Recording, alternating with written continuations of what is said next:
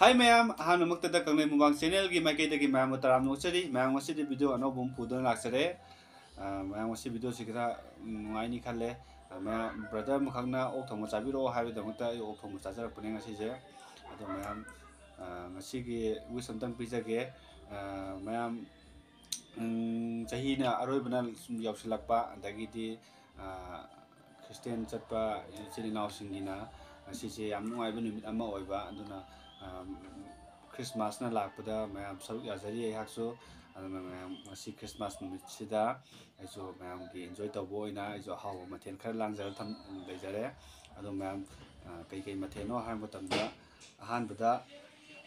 singjum leire adaidi champut kharam leire adaidi ok thongba su yaure tilo mapumam yaure ado mayam sisi khar langjare ado mayam chaba hongnabu tawjarage ꯃꯤꯠꯌꯦꯡ ꯇꯥꯃꯤꯟꯅꯁꯤ ꯑꯗꯣ ꯃꯌꯥꯝ ꯌꯣꯡꯆꯥꯛ ꯁꯤꯡꯖꯨꯁꯦ ꯑꯝꯇꯪ ꯇꯣꯠꯂꯛꯈꯤꯒꯦ ꯑꯗꯨꯒ ꯑꯃꯨꯛ ꯆꯥꯅꯕ ꯇꯧꯖꯔꯒꯦ ꯍꯥꯎꯅꯤ ꯌꯣꯡꯆꯥꯛ ꯁꯤꯡꯖꯨꯁꯤꯗꯤ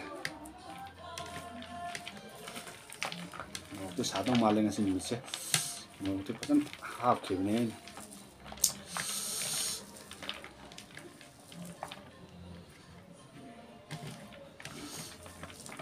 yam kena naioi yam kai nai hawi nana ekta nai gadam yare tot lore duga sina I kot yam hena jabi si kot sarage just tanam lai de sidap sin sa lai de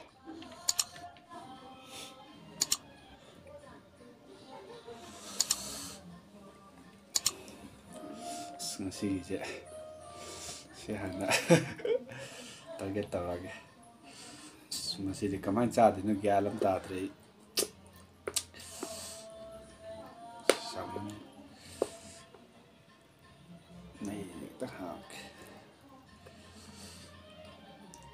ma'am pun chamin ase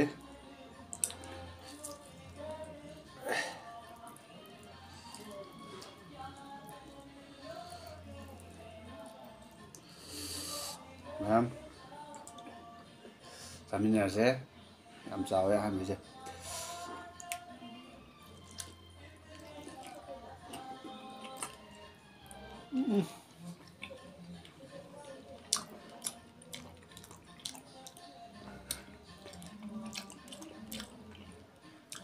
Sebelum tahun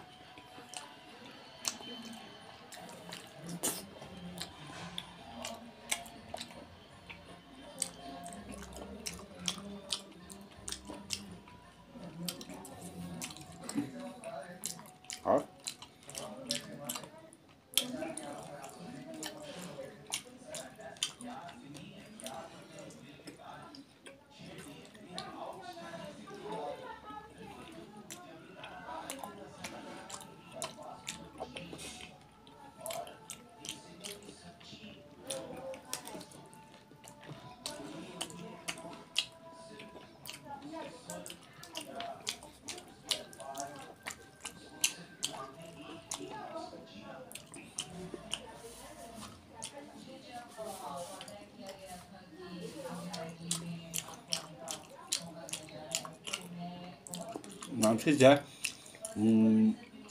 kopi mula habra kopi ngul kabi habra koma hamnya tu tu ne ini pun nampak aja cinta mau yang kah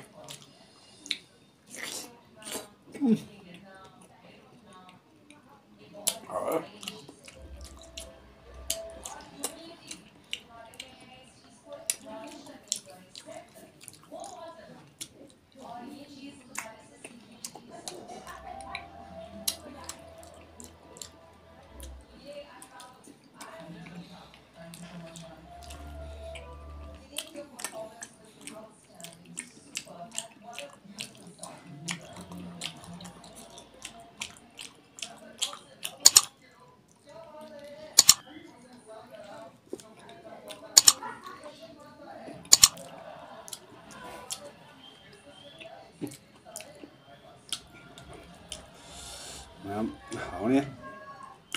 하오라게 조금 버져버져 된다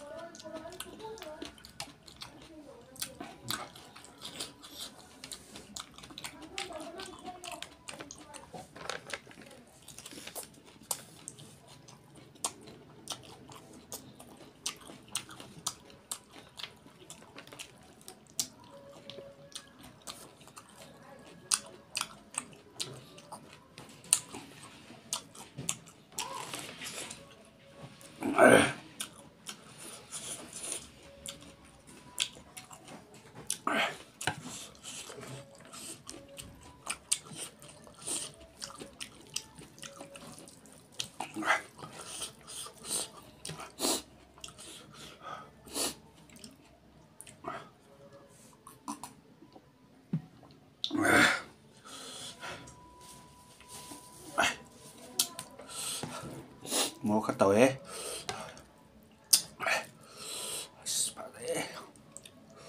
nà lệ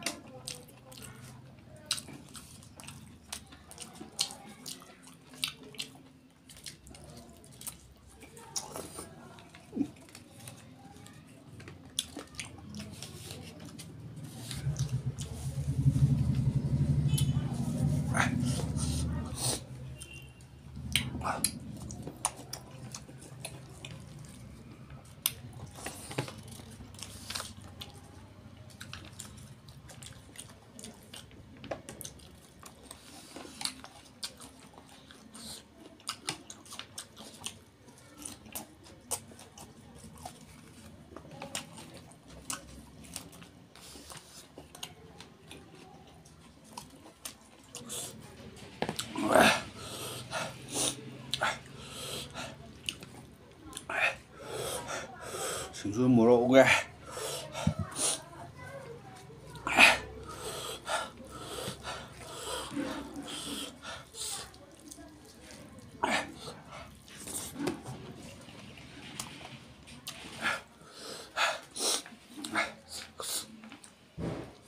hào quá hào sao tôi